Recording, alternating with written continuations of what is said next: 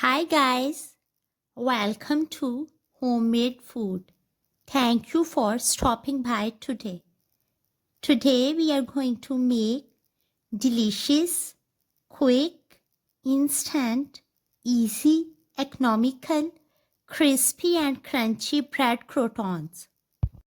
We daily need bread croutons for soups and salads. We can easily make croutons at home. For detailed recipe, please stay with us. Bismillahirrahmanirrahim. For bread croutons, you need bread slices. Cut the edges and cut down slices in the form of small cubes. Preheat frying pan and set the flame on low. Place the bread slices and let them cook. Then flip over. You need beautiful golden color on both sides.